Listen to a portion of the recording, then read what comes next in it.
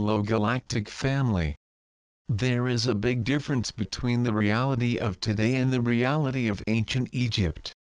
Today people are more concerned about surviving enveloped by a chaotic world filled with abusive forms of mind control, which leads everyone to only worry about their economic, financial and professional survival situation.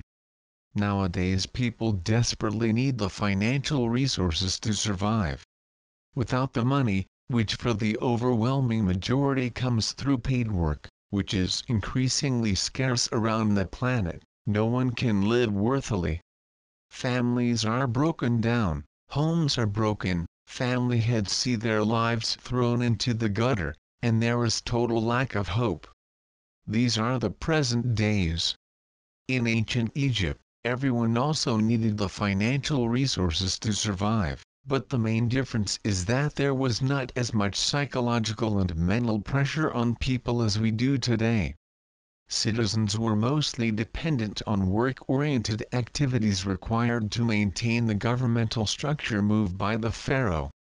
The activities of the priests and in their temples also required a lot of manpower. Of course, there was a lot of commerce and craft activities, which generated a lot of employment.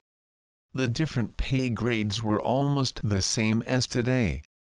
The nobility and high-ranking officials had a high standard of living. Midwives, or middle-ranking employees, had a good standard of living. And most had the minimum necessary for subsistence. However, there was a great emphasis on the spiritual side, where priests created routines and obligations of collective daily prayers, where the majority found an obligatory time of peace, necessary for spiritual recomposition and balance.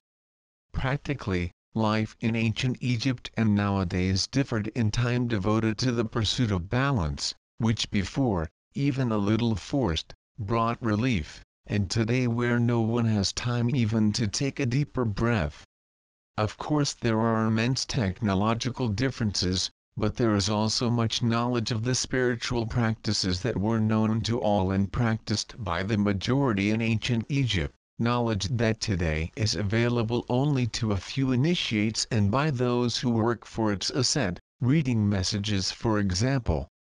The great difference is that in ancient Egypt the spiritual knowledge was used for day-to-day practices and many collective practices in order to attract the necessary conditions that life at the time required. People today are not aware, and even those who have them, do not have the time to put this knowledge into practice. There are two sides to life, a carnal side, to live incarnate in a physical body in a rough and demanding world. And there is the spiritual side, where there is abundant and infinite wealth for all. The balance comes precisely from the alignment of the physical side with the spiritual side.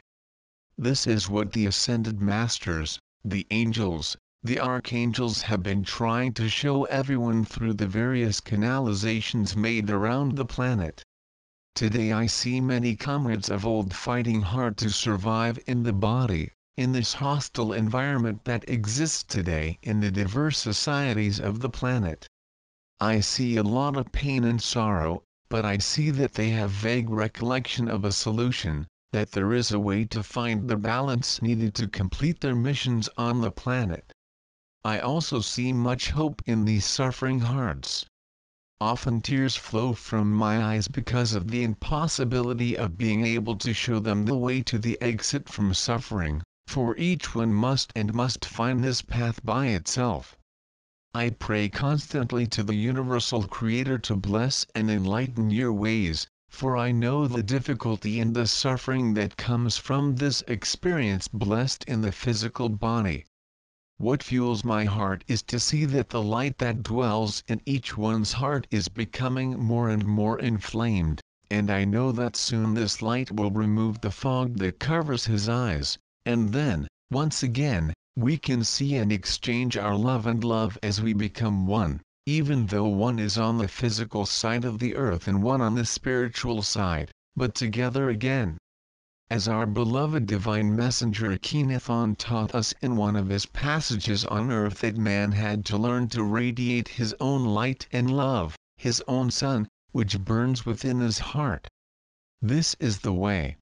And we are at the end of the journey.